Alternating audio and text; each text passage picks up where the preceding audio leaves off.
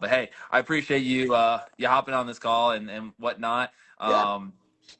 I've been following you for a while, man. Really seeing the work that you've done, and it's very impressive.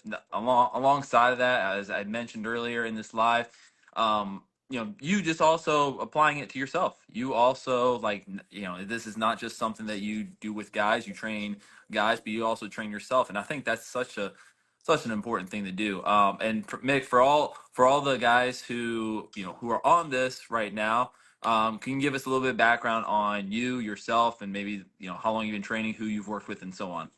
Yeah, absolutely. And thank you for having me. This is awesome. And same to you. I've been following you, liked your style for a long time. But my name is Hrabczuk. I'm in Phoenix, Arizona. Played sports my whole life.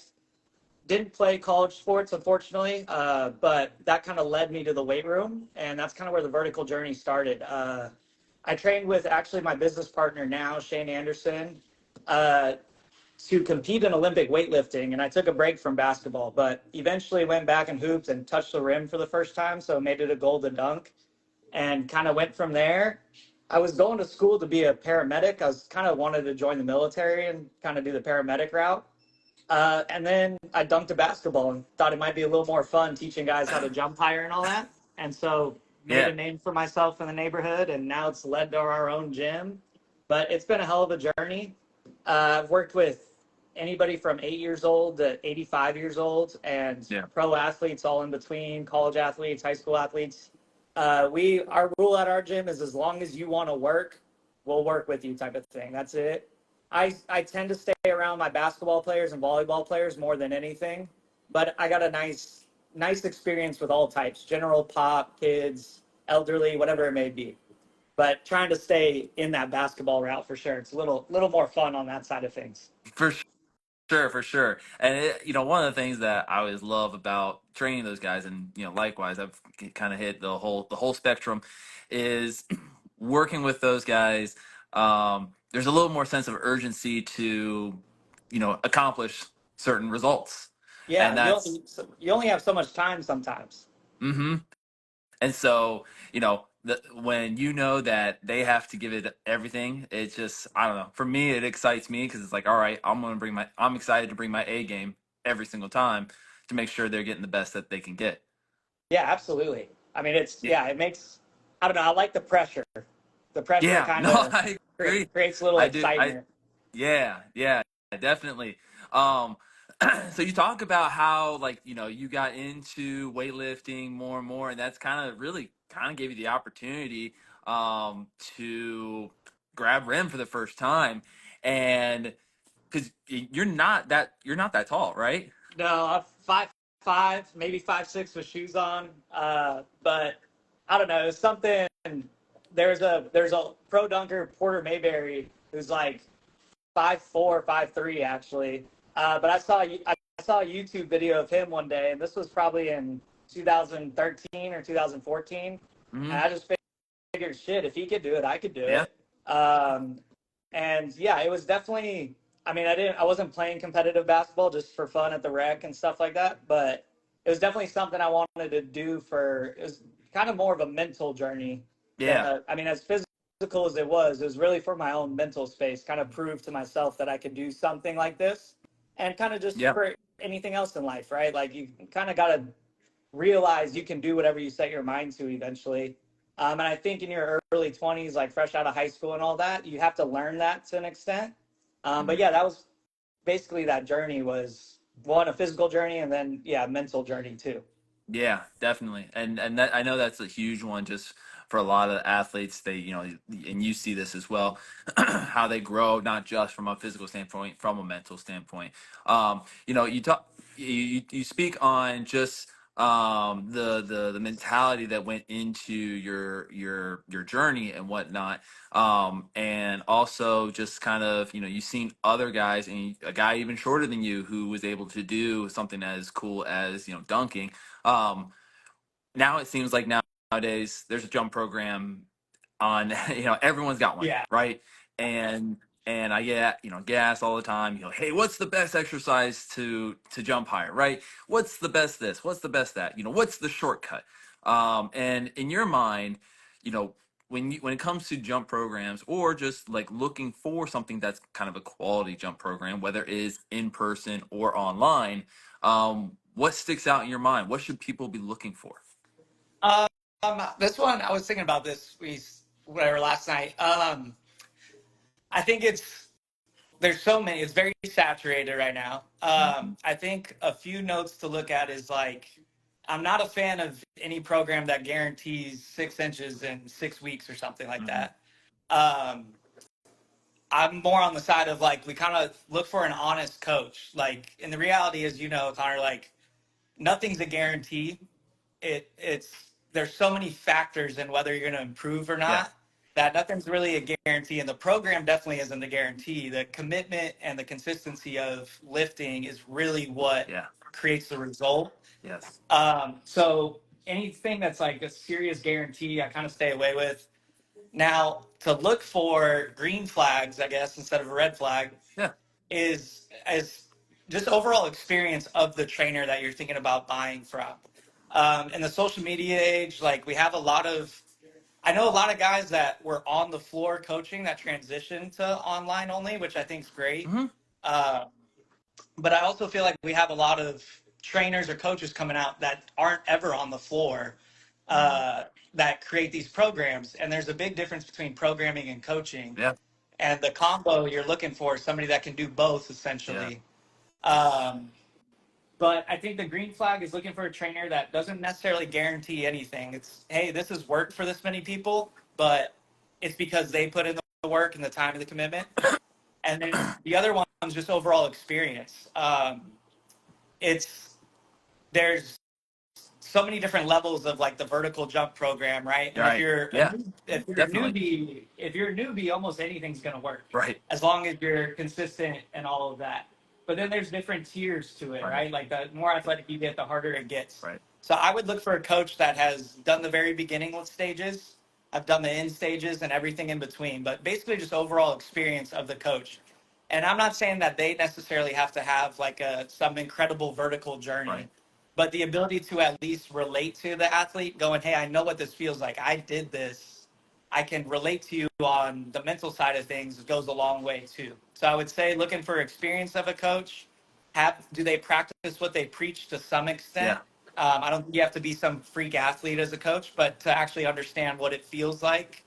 And yeah, have they done it at all different stages of an athlete's being? Like if I say, Yeah. yeah, I increased 100 kids verticals, but they're all 12 years old. It's not that hard to increase a 12-year-old Mhm. vertical. They've never trained before. They just need a Right. little bit.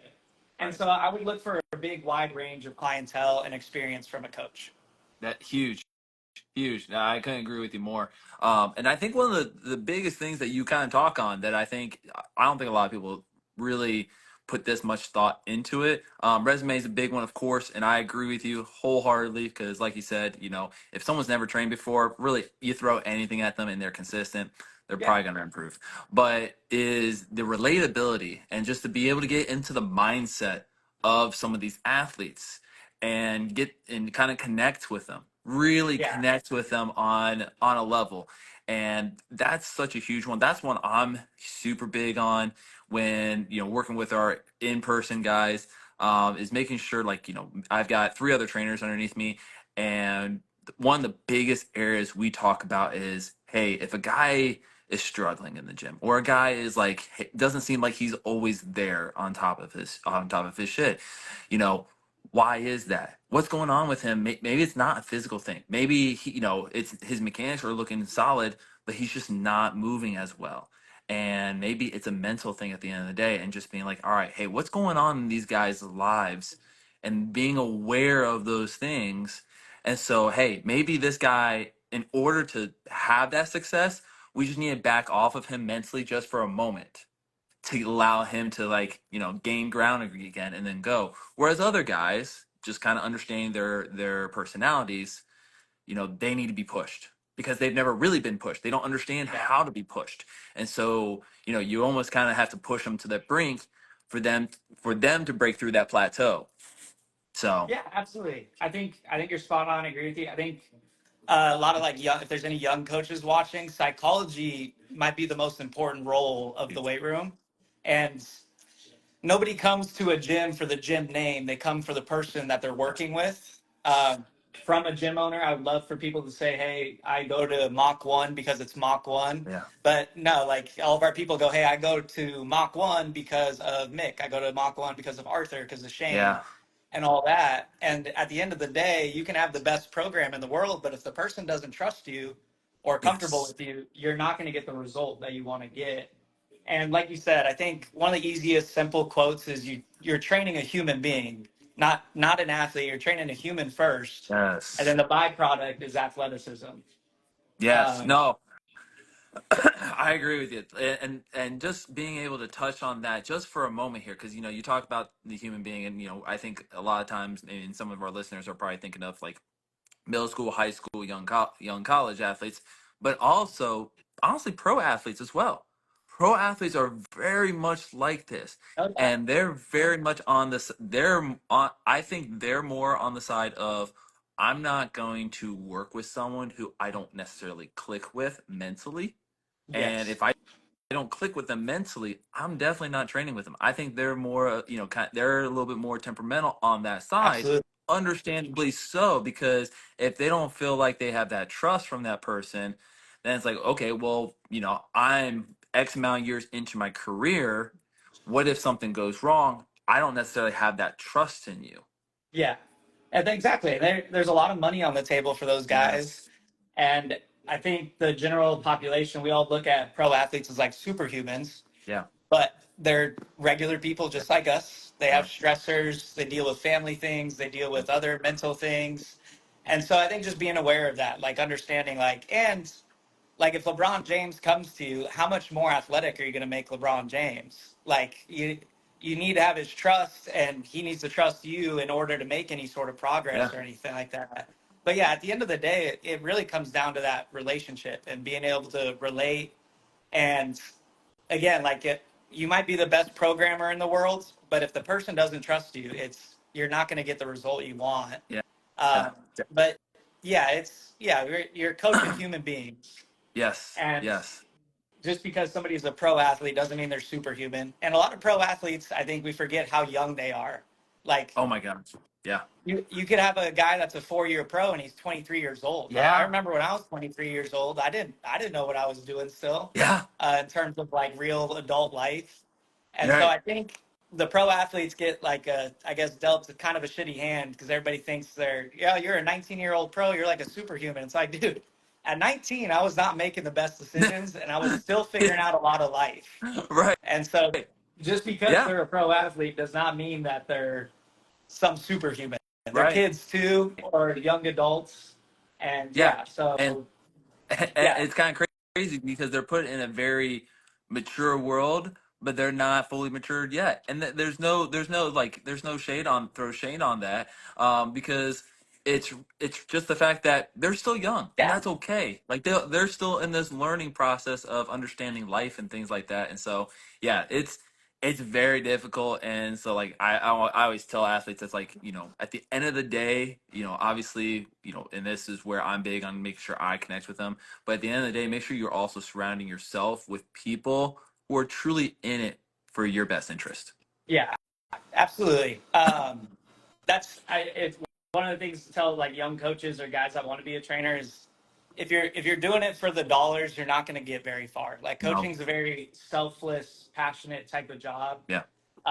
and you got to fall in love with the process, but also the end result. And if your end result is a paycheck, you're not going to be that happy, and you're probably going to not provide that great of coaching ability or support or something like that. It's a human being first, and Yes. then all that other stuff is a byproduct of it. But Definitely. yeah, it's a yeah. If at the end of the day, if any college kids watch it, take one psychology Yeah. class and start learning how the relationships between people and how trust is developed and Yeah. all that stuff. It'll go a long, long way.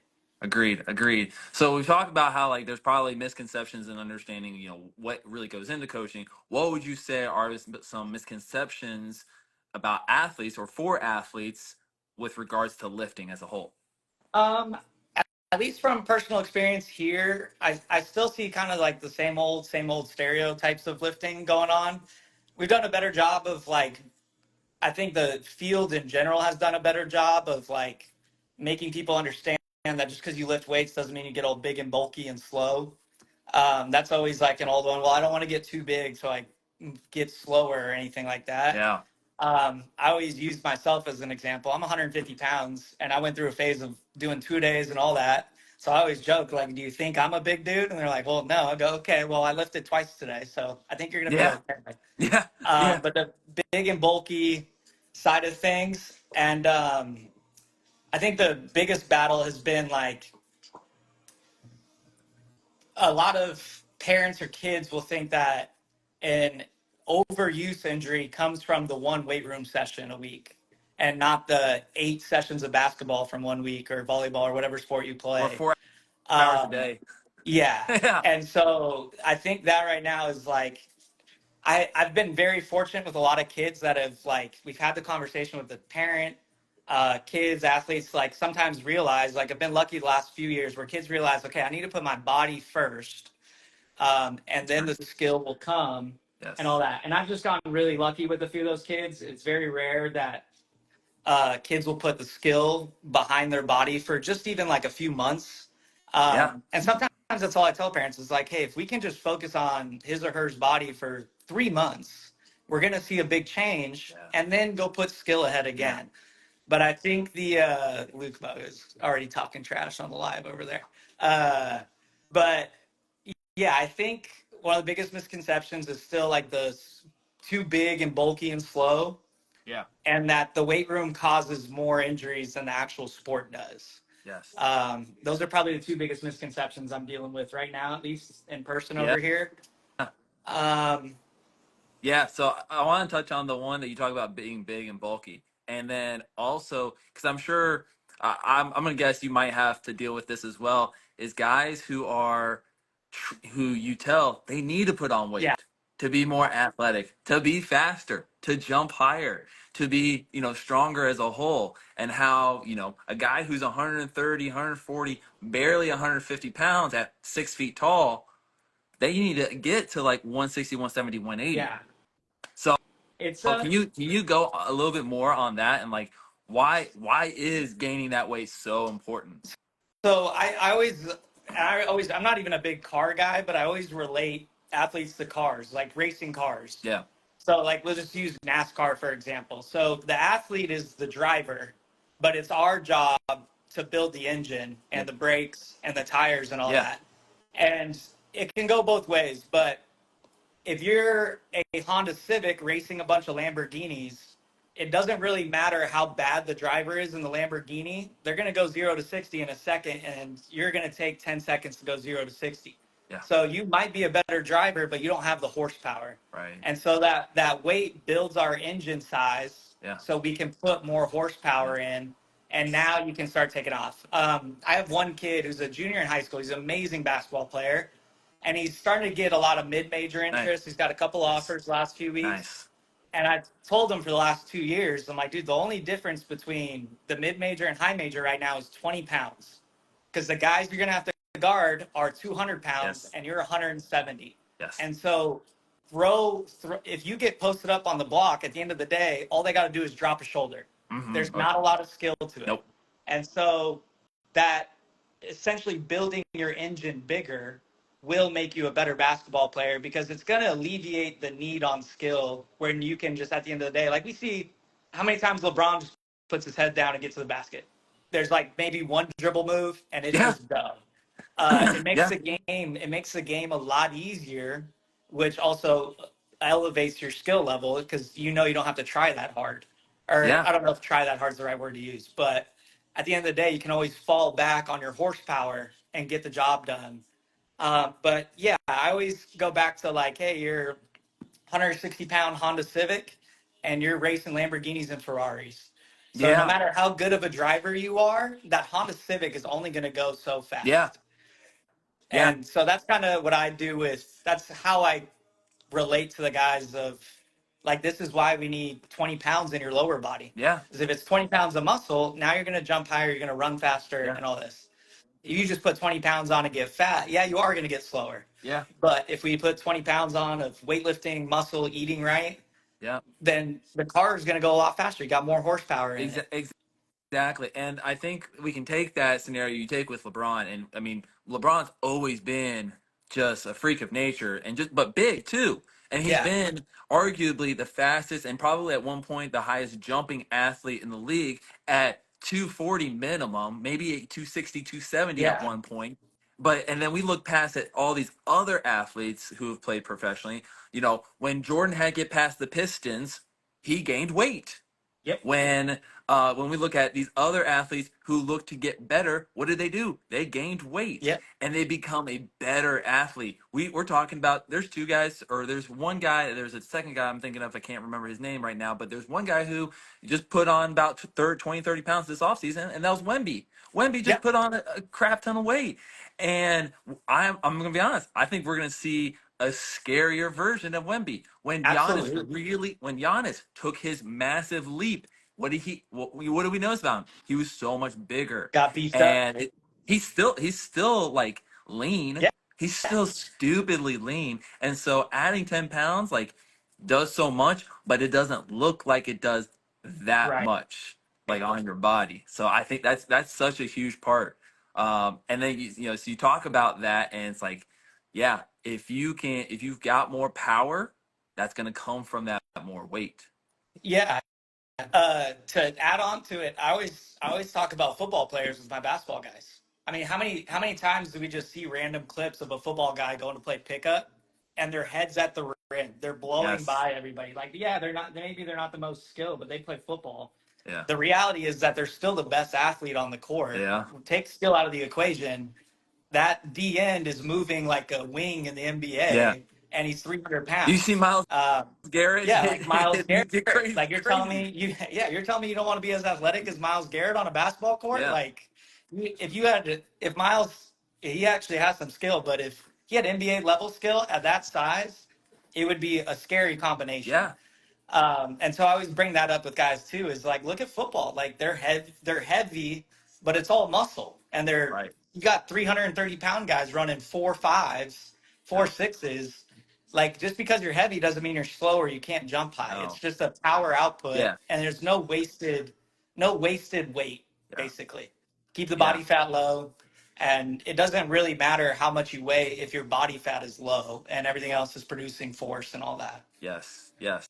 Yeah. You're right. You're right. I mean, in order to get to that, kind of that far end of the scale of losing athleticism, I mean, we're talking about, Zion Williamson being way over 300 pounds at 6'6". Yeah, We're talking about, Shaq talked about how he was over 400 pounds near the end of his Lakers run, yeah, you know, and that's where there were concerns that popped up. But Shaq was at his peak was 300 pounds at 7 feet yeah. tall, and we look at Zion, and 260, 270 at 6'6". He's still jumping crazy out of the gym. I mean, the blocks that he had while he was at Duke, where and he was hitting his head on the rim, like just adding that weight is such an important part of that process. And I don't think guys realize how much weight you have to gain before you actually detract Yeah, from it. I mean, we're talking yeah. easily low end, probably 30 pounds,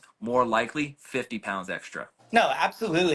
And especially at the high school level, like a lot of the high school athletes, I think, even like the top players, could all use some weight. Like it's very Mhm. rare. Yeah. And I think a lot of that is from the schedule. It's really hard Yes. to put on guys weight when they have a skill session in the morning, then they come to the weight room, then they go to practice, and they have another Yes. skill session. You're burning thousands of calories a day. Yes.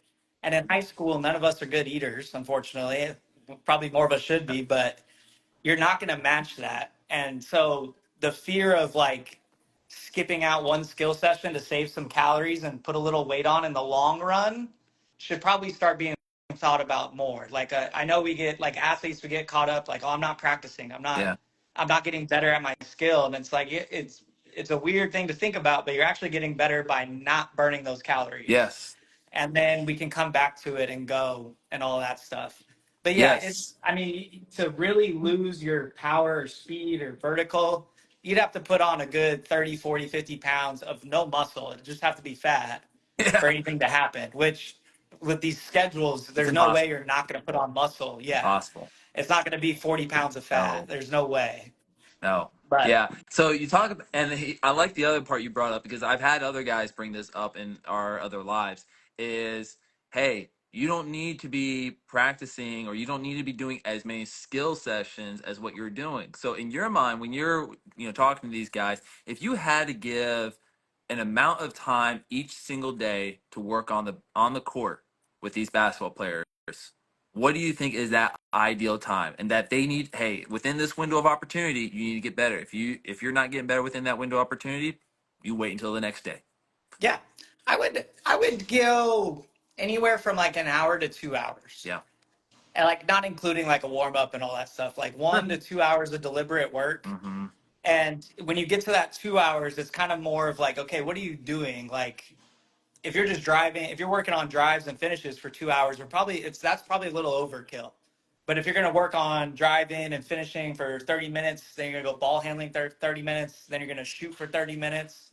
Something like that, I think you're totally okay with. But once you start pushing over 2 hours, hour and a half to 2 hours, it's kind of like what are you exactly doing Yep. other than just burning calories, Yep. Yep. type of thing Because like at that. that But point, yeah, because at that point you've lost yeah, endurance, so you're not going that hard. You're not going at game speed, and then your decision making drops dramatically. So you're not making smart choices, and now you're building up bad habits. exactly. And you get tired, so your skill starts to slip a little bit.